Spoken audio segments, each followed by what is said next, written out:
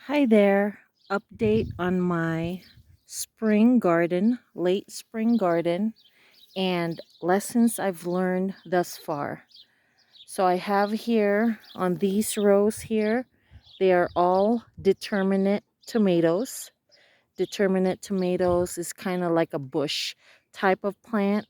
They produce in a certain amount of span, like 2 to 4 weeks, and then they're done.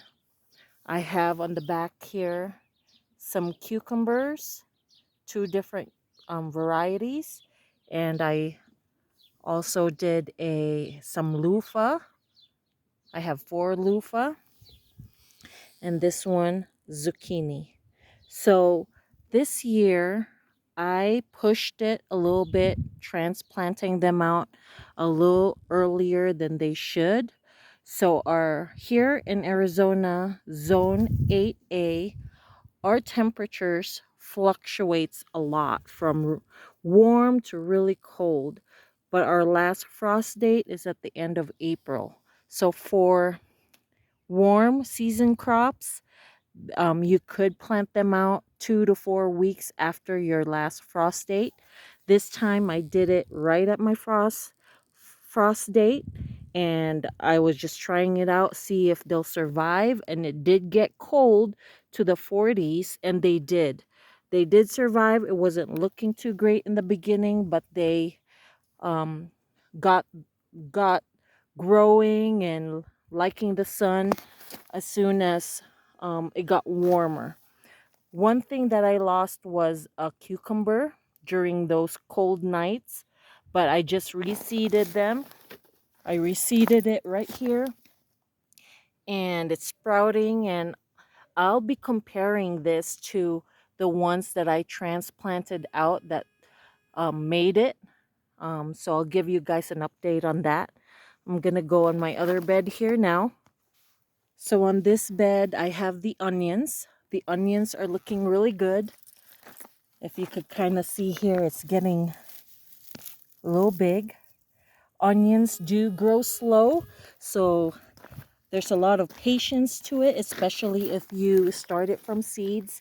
So I started those on January 1st, transplanted them out 2 weeks before my frost date because they are cold season crops, and they did great. Right here are Brussels sprouts. They are cold season crops. This is my second time trying Brussels sprouts. They look good. They're getting bigger, but because they are cold season crops, and here in zone 8A it's getting warmer, so I don't know if it will produce for me, but I will give it another shot on this fall and let it go through the winter. So watch for that update. But right here on this Brussels sprouts, I do see little Brussels sprouts coming, but I don't know if they'll make it though. And right here I have some peppers. Them too, I planted them out as soon as 2 weeks after my last frost. Didn't know if they will make it, but they did. Right here's my first time with a squash. It's looking good. I have already a little squash growing there, and I have two flowers. All right, I'll go to the next bed. Over here I have all different kinds of peppers, and they seem to be doing well. On the back here are indeterminate tomatoes. So indeterminate tomatoes is different from determinate. They're still tomatoes. It's just how they're producing.